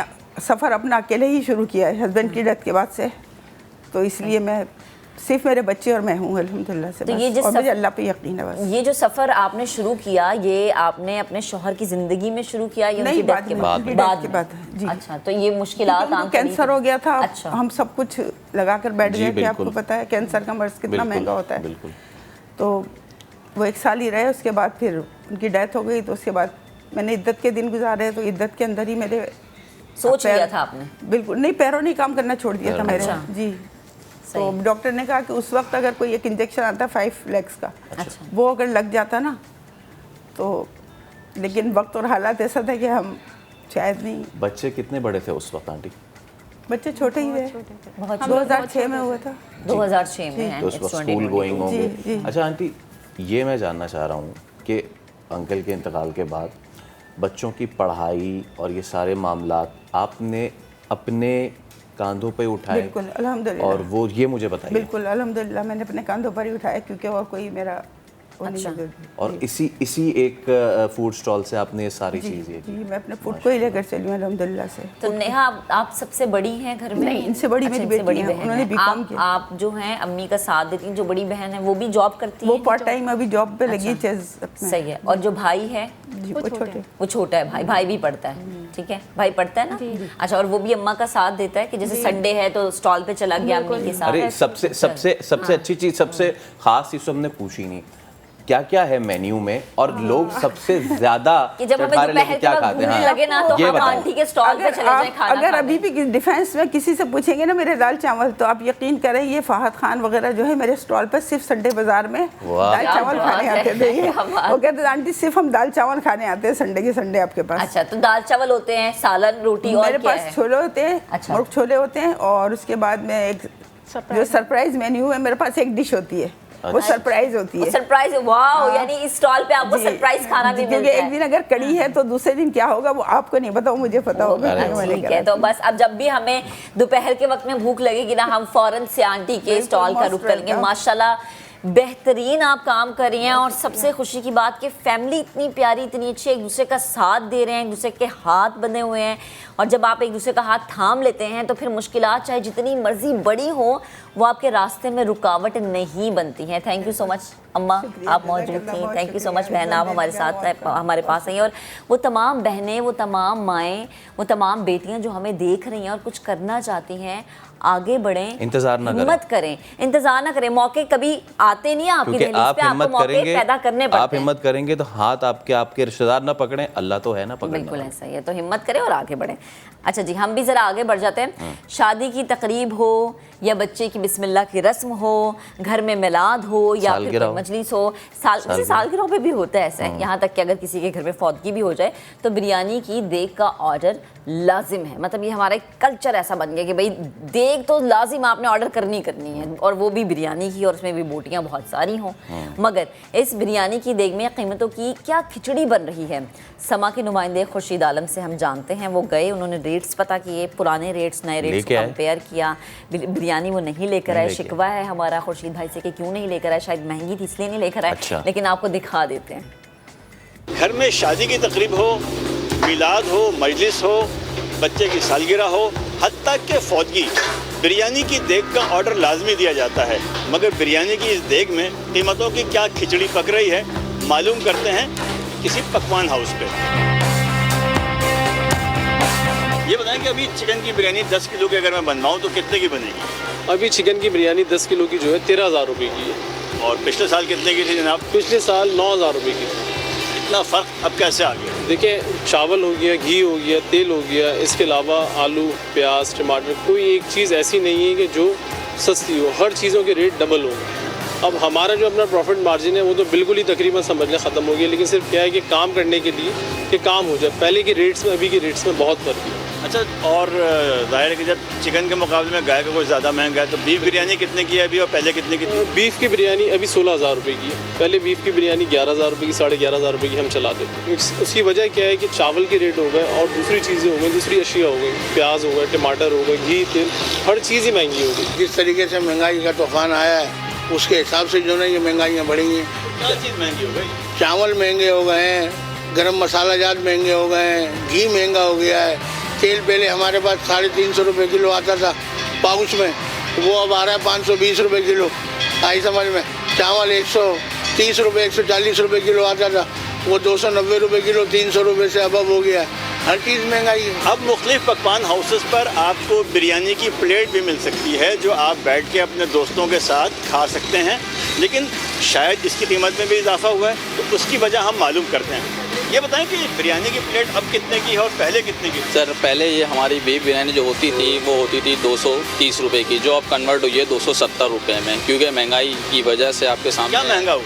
देखें, चावल, घी, ऑयल, ये सारी चीज़ों पे रेट बढ़ चुके हैं, जिसकी वजह से हम मतलब बहुत अपनी उस पर रह के हमने इसको 270 रुपये की प्लेट करा हुआ है। और चिकन बिरयानी की प्लेट कितने की? चिकन बिरयानी की हमारी 230 की चल रही है।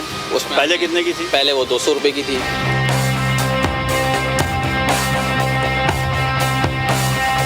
चिकन, गोश्त, चावल, तेल, घी, टमाटर, आलू, प्याज, हरा मसाला, किन किन चीज़ों का नाम लूँ? इन सब चीज़ों की महंगाई ने बिरयानी की देग को भी महंगा कर दिया है। कैमरामैन अकबर अली के साथ खुर्शीद आलम, समा, कराची। चलें जी, आगे बढ़ते हैं। आपको बताएं कि 29 सितंबर यानी कि आज है वर्ल्ड मैरीटाइम डे। इस दिन को मनाने का मकसद मैरीटाइम इंडस्ट्री की अहमियत को तस्लीम करना है, उसको हाईलाइट करना है। ये समंदरी सलामती, समंदरी माहौल, उसकी हिफाजत और शिपिंग को बेहतर बनाने के लिए सनत में इख्तलात को फ़रोग देता है। ये दिन हर साल सितंबर की आखिरी जुमेरात को मनाया जाता है। तो इस सब पे सर हम बात करेंगे, थीम क्या है इस साल का वो भी जानेंगे। हमारे साथ पाकिस्तान मैरीटाइम इंस्टीट्यूट की रिसर्चर मदीहा नईम मौजूद है। अस्सलाम वालेकुम। Thank you so much for coming. अच्छा, मुझे ये बताइए इस साल का थीम क्या है? greener shipping, new technology for greener shipping is the theme for this year. अच्छा, मैरीटाइम से जुड़ी होती है हमारी blue economy, so blue is the colour हमारे जहन में। व्हाट इज ग्रीन शिपिंग, ये बताइए। अच्छा, good question. Green shipping actually relate करता है अब, क्योंकि हम लोग आगे बढ़ रहे हैं और क्लाइमेट चेंज के ऊपर बहुत प्रीवियसली बहुत डिस्कशंस भी रहे हैं और सेमिनार्स एंड डिस्कोर्सेज भी होते रहे हैं, उसके बेसिस के ऊपर एक थीम जनरेट होगा। अगर मैं थोड़ा सा और पीछे जाऊँ, पहले मैं वर्ल्ड मैरिटाइम डे के हिसाब से, तो जब ये इनिशियली जैसे इन्होंने इंट्रोड्यूस किया कि हमारा शिपिंग सेक्टर रिलाई करता है ongoing shipping ongoing sea going mode of transportation के ऊपर, जिसकी वजह से ये होता है कि हमारा majorly 80 to 90% of our transportation is being held by sea, और हमें इस बात का एहसास भी नहीं होता। अब sea is known to be the most efficient mode of transportation, क्योंकि इकोनॉमीज ऑफ स्केल के तहत अगर हम बात करें तो इट इज़ मोस्ट इकोनॉमिक। उसके वजह से हुआ ये फाइनली एक इदारा है इंटरनेशनल मैरिटाइम ऑर्गेनाइजेशन, और उसका वो यूनाइटेड नेशन की एक स्पेशलाइज्ड एजेंसी है जिनका काम ये होता है कि वो ये स्टैंडर्ड सेट करते हैं रेगुलेशंस पॉलिसी मेकिंग के लिए, ताकि आपका दुनिया, आपकी इन्वायरमेंट बेहतर हो सके। तो IMO की जब 1978 के अंदर जब उसकी 20वीं सालगिरह थी, उसके अंदर ये वर्ल्ड मैरिटाइम डे का आगाज़ पहली दफ़ा हुआ था, and since then it has been ongoing. अब ज़रा बहुत बड़े कुछ अरसे से, कुछ सालों से हम बहुत बड़े पैमाने पर इसको देख रहे हैं। अच्छा, वर्ल्ड मैरिटाइम डे के अंदर जो थीम डिसाइड होता है हर साल, वो एक रिस्पेक्टिव मोटिव की वजह से होता है। वो मोटिव्स डिसाइड किए जाते हैं, कमेटी होती है, प्रॉपर इनिशिएटिव्स के तहत वो मोटिव्स डिसाइड किए जाते हैं कि आगे फर्दर हमें किन गोल्स के ऊपर बात करना है, अपने इंडस्ट्री को कैसे लेके जाना है, मुल्क को कैसे लेके जाना है, and various other aspect, sustainability के अब एस्पेक्ट्स आ गए। तो अब ये जो हमारा गोल है, अब आज इस बार का जो हमारा थीम है वो बेसिकली रिलेट करता है सस्टेनेबल डेवलपमेंट गोल्स। ओके, अच्छा, sustainable development goals 17 sustainable development goals identify हुए थे by United Nations back in 2015, and those goals are to be achieved by 2030।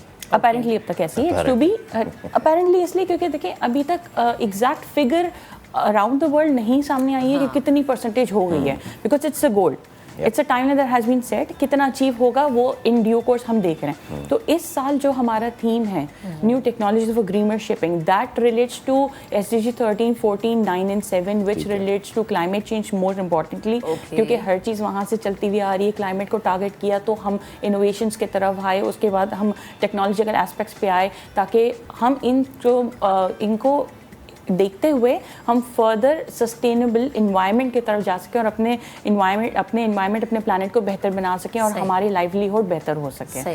तो जब इनका सवाल था ग्रीनर शिपिंग का, तो ग्रीनर शिपिंग का जो सवाल है, ग्रीन शिपिंग मीन्स ऐसे जहाज जो लो फ्यूल कंजम्पशन पे हों, जिनकी वजह से क्लाइमेट के अंदर कार्बन डाइऑक्साइड का एमिशन का लेवल कंट्रोल हो जाए, रिड्यूस हो जाए, so that you have a better environment. ज़बरदस्त। और हम देख भी रहे हैं ना मदिया कि इस वक्त हमें जितना क्लाइमेट चेंज होने की वजह से चैलेंजेस का सामना है, पाकिस्तान तो मतलब लिस्ट में टॉप पे एक तरह से आ गया है। अच्छा, मुझे ये बताएं कि हर साल ये दिन मनाया जाता है, डिफरेंट थीम्स होते हैं, क्या आपने डिफरेंस देखा पिछले साल थीम मनाने में और लोगों की अवेयरनेस में और इस साल? क्या लोग, क्योंकि ज़ाहिर है इस हवाले से इतनी अवेयरनेस लोगों को नहीं होती, तो क्या आपने डिफरेंस देखा लोगों की अवेयरनेस के हवाले से? देखिए, जो थीम डिसाइड होता है ना, वो इसी वजह से, अब जैसे हमने SDG गोल्स आइडेंटिफाई किए हैं, लास्ट ईयर का जो थीम था वो सी फेयरर्स के ऊपर था, द कोर ऑफ शिपिंग।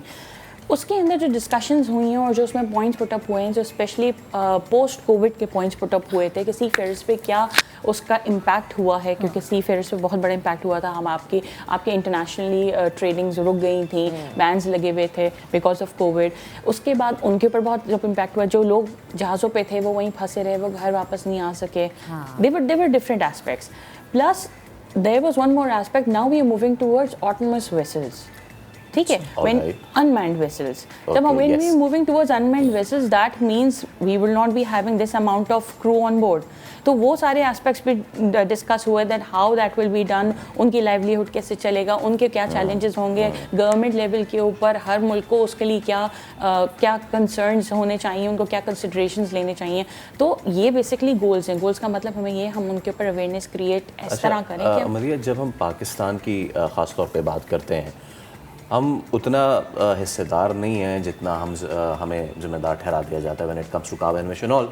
अच्छा, हम समझते हैं कि सिर्फ ये ऊपर माहौल जो है वो हमारा ख़राब हो रहा है, बट द ओशन वो हमारा असल थर्मामीटर है कि वो हमें बताता है कि जी आपका माहौल इतना ख़राब हो रहा है। अब it's not only about the vessels के जो कम फ्यूल वो करें, हम देखते हैं आए दिनों ऐसी चीज़ें होती हैं, ऑयल स्पिल्स, ठीक है, ये सारी चीज़ें हो जाती हैं, इनको कंट्रोल करना कितना अहम है, कितना ज़रूरी है? It is very important. अगर आप ऑयल स्पिल की बात करें, we can go back into 2003 Tasman spread हुआ था, ठीक है, that was one of the massive oil spills we had faced as a country. उसकी वजह से हमारा जो impact रहा था वो बहुत अरसे तक रहा। उसकी वजह से जो हमें उसकी ध्यान देना पड़ रहा था, that was also very very very difficult. और कहीं ना कहीं आज भी उसकी वजह से इम्पैक्ट हैं, मतलब लाइवलीहुड्स पे भी पड़ा था, अंडर सी की बात करें, ओशंस की मैकेनिज़म्स पे भी पड़ा था।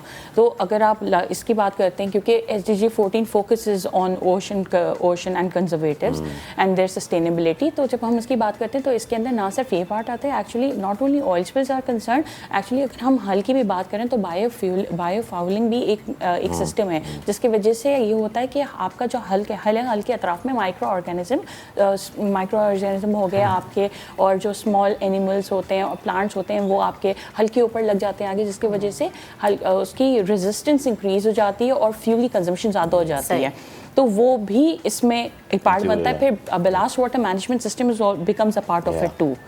तो ये दोनों चीज़ें उसको मिलाती हैं। अगर आप मतलब इस तरीके से ना, there are many other concerns when you come to tankers, तो टैंकर्स के साथ देयर कम्स अनदर इश्यूज, ठीक है, विद बिलास मैनेजमेंट सिस्टम्स। तो वो डिफरेंट एस्पेक्ट्स हैं और हर एस्पेक्ट को कैटर किया जा रहा है। And these SDG goals which are actually the core, जिनके बिना पे इस वक्त ये हमारा जो वर्ल्ड मैरीटाइम डे है फोकस कर रहा है, क्योंकि 2030 तक हमारा सबका टारगेट ये है कि हम उसको इतना रिसर्च कर लें, इतनी अवेयरनेस कर लें, so that we can look forward to implementation. ज़बरदस्त, बेहद शुक्रिया, आप हमारे साथ थी, मदिया गुफ्तगू कर रही थी।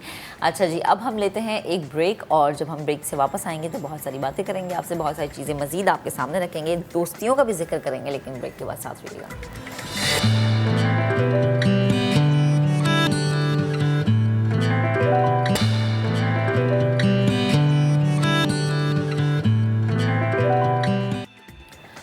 Welcome back once again. अब आपको सुनाते हैं दो ऐसे कबीलों की कहानी जो सालों से आपस में लड़ते थे, लेकिन उनकी दोस्ती हुई माहौल दोस्ती की वजह से। अब आप हैरान रह गए होंगे कि माहौल दोस्ती की वजह से दोस्ती होना ये कैसे हुआ है। तो फैसल ने खुसूसी रिपोर्ट तैयार की है, ये रिपोर्ट आपको दिखाते हैं। पानियों में चल रही है कश्तियाँ भी जल रही है। हम किनारे पे मौजूद हैं। हम ऐसे किनारे पे हैं जहाँ पे सालों पुरानी दुश्मनी को किनारे लगा दिया गया है, और उसकी वजह आप मेरे अकब में ये मैंग्रोव्स यानी मुकामी ज़बान में तिमुर के पौधे और दरख्त देख सकते हैं। लेकिन दुश्मनी भी इसी वजह से थी और ख़त्म भी इसी वजह से हुई। अब आप सोच रहे होंगे कि पौधों और दरख्तों की वजह से दुश्मनी कैसे हो सकती है, और जब दुश्मनी हो सकती है तो फिर ख़त्म कैसे हो सकती है। तो फिर आइए आज आपको दिखाते हैं कि कैसे माहौल दोस्ती ने दो लड़ते कबीलों को आपस में दोस्त बना दिया। मेरा नाम है ताजन जत फकीरानी। मोहम्मद सलीम दबलो, केटी बंदर, गोट मीरू दबलो। और ये दोनों जो कभी लड़ते थे आज इकट्ठे हैं। इनके इकट्ठे होने की वजह ये पौधे हैं। लेकिन आखिर झगड़ा था क्या?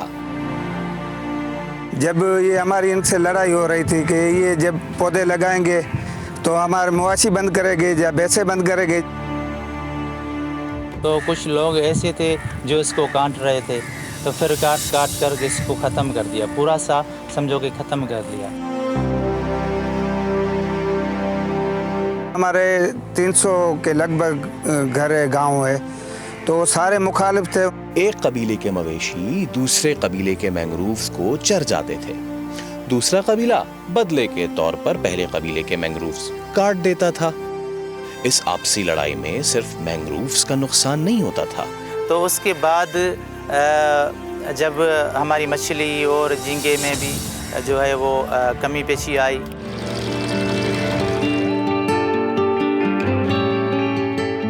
लेकिन फिर तब्दीली आई।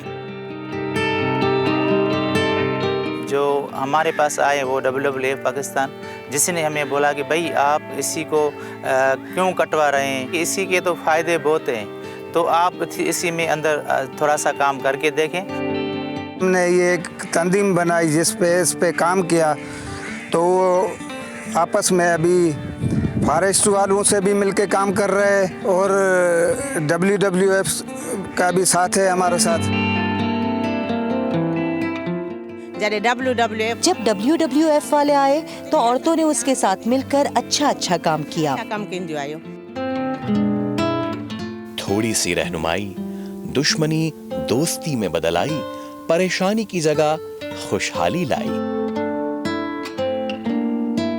मुझे नालो बेबी आई, मीरू दबलो गोठ जी रवा को आया। मेरा नाम बेबी है, मैं मीरू दबलो गोठ की रिहायशी हूँ। हमने ये नर्सरी बनाई है और इस नर्सरी ने हमें खुशहाल कर दिया है। जैसे माँ बच्चे को पालती है वैसे ही हम नर्सरी को पालते हैं। यहाँ से नर्सरी पालिंदा है। ये बेबी है, ये बेबी की बेबी, और बेबी अपनी बेबी के साथ मिलकर तुमर यानी मैंग्रोव्स के इन पौधों को अपने बेबी की तरह परवान चढ़ा रही हैं। तुमर की नर्सरीज ने न सिर्फ यहाँ की औरतों के हुनर में इजाफा किया बल्कि उन्हें माली तौर पर मजबूत भी किया। अब तो हम इसको बेचते भी हैं। इसकी फरोख्त से हमें अच्छे पैसे भी मिल जाते हैं। कुछ पैसों से हम नई नर्सरी लगाते हैं, कुछ पैसे अपने ऊपर लगाते हैं। आपने वो सुनहरी रहनुमा उसूल तो सुने ही होंगे कि ज़्यादा बारिश आता है तो ज़्यादा पानी आता है। देखिए यही रहनुमा उसूल मैंग्रोव्स के लिए भी है। ज़्यादा मैंग्रोव्स होता है तो ज़्यादा मछली आता है, ज़्यादा मैंग्रोव्स होता है तो ज़्यादा झींगा आता है, ज़्यादा मैंग्रोव्स होता है तो माहौल को ठीक करने में मदद मिलती है, यानी कि कार्बन सेक्वेस्टरिंग। जितने ज़्यादा मैंग्रोव्स होंगे, एक रिसर्च के मुताबिक अगर 1 हेक्टेयर एरिया पे आपके पास मैंग्रोव्स उगे हुए हैं तो उसमें माहौल से जहरीला कार्बन खींचने की ताकत 5 गुना ज़्यादा है अगर उसका मुकाबला किया जाए नॉर्मल प्लांटेशन से। मैं अभी तक तकरीबन 10,000 हेक्टेयर से ऊपर हमने लगा के चुके हैं अभी तक। इतने हवाओं का प्रेशर होता है, पानी का प्रेशर होता है, ज़मीन का कटाव होता है, तो ये तुमर जहाँ पर लगे हुए होते हैं तो वहाँ पर ज़मीन का कटाव बिल्कुल हो तो रहे हैं लेकिन कम, और जितने पानी का चढ़ाव था वो भी कम है। तो उसी के अलावा जितने जगह थी जहाँ पर लगे नहीं हुए थे तुमर, तो वहाँ पर लगा के फिर मच्छी के तादाद भी बढ़ गए हैं और झींगे के भी तादाद बढ़ गए हैं। तो उसी में अल्लाह का शुक्र है कि हम हमारा जो गुज़र सफ़र भी अच्छी तरह से कर रहे हैं। पौधा एक, फायदे अनेक। तुमर यानी मैंग्रोव्स इस बेबी का मुस्तकबिल संवार रहे हैं, इन बेबी को माशी खुशहाल बना रहे हैं और दबलो और जत कबीले की सालों पुरानी दुश्मनी को दोस्ती में बदल रहे हैं।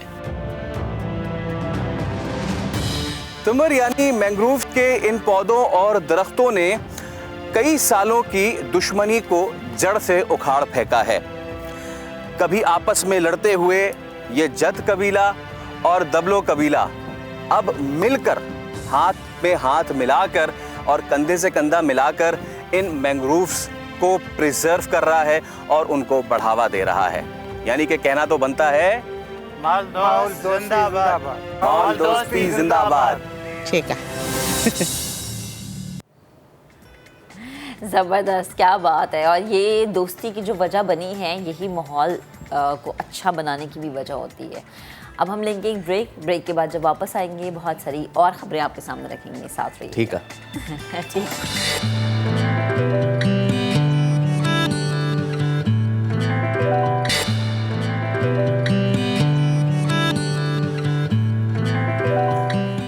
Welcome back. आपको बताएं कि चंद रोज़ पहले एडमिनिस्ट्रेटर कराची मुर्तज़ा वहाब ने म्यूनसिपल टैक्स के मामले पर अपने ओहदे से इस्तीफ़ा दिया था, जिसे कबूल नहीं किया गया। मुर्तज़ा वहाब अपने 1 साला दौर में कराची में कितनी तब्दीली ला सके या कितनी तब्दीली लाने में कामयाब हुए, ये एक अहम सवाल है। ये शहरी मुर्तज़ा वहाब की कारकर्दगी के बारे में क्या राय रखते? देखिए, अब ये शहरी कह रहे हैं तो इसलिए अब जानना बनता है। मोहम्मद अली हफीज़ ने अपनी रिपोर्ट में अहाता किया, देखिए।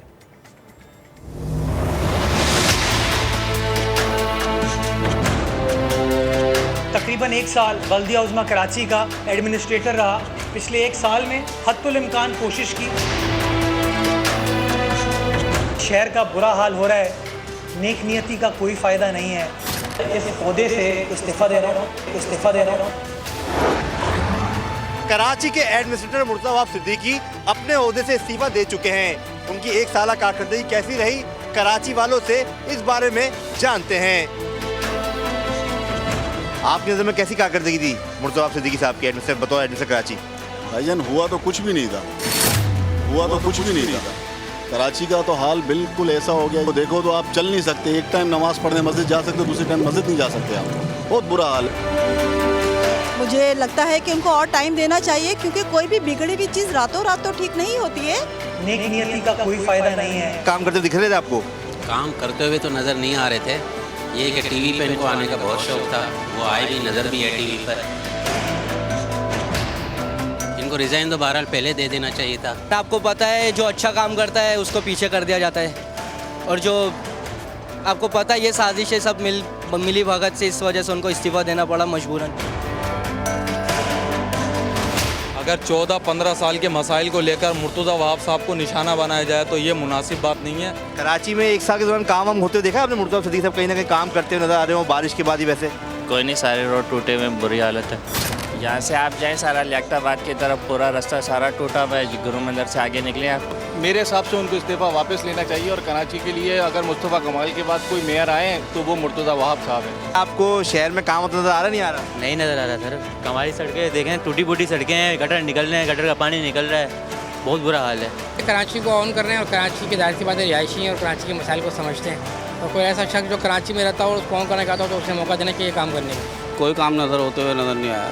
कौन से काम नजर आया? आप रोडों की हालत तो देखो क्या क्या है। वो बेहतर थे, अभी अब कारकर्दगी शुरू ही काम शुरू करना शुरू किया तो हटा दिया उनको, ऐसा नहीं होता। एडमिनिस्ट्रेटर थे मुर्तज़ा वहाब सिद्दीकी साहब, वो काम करते नजर आ रहे थे आपको? बिल्कुल नहीं, क्योंकि मैंने सारे रोड के देखे, हर जगह खड्डे, इवन के हर मेन रोड पे खड्डे हैं। मुर्तज़ा वहाब सिद्दीकी की 1 साल कारकर्दगी पर कराची वाले क्या कहते हैं ये तो आपने जान लिया। अक्सर शहरियों का कहना था कि मुर्तज़ा वहाब सिद्दीकी को मज़ीद मौका मिलना चाहिए। कैमरामैन इम्तियाज़ अली के साथ मोहम्मद अली हफीज़, समा, कराची। चलें जी, आज के प्रोग्राम से इतना ही। अब आपसे मुलाकात करेंगे हम कल। अपना बहुत सा ख्याल रखिएगा, अपने इर्द गिर्द के लोगों का भी बहुत ख्याल रखिएगा।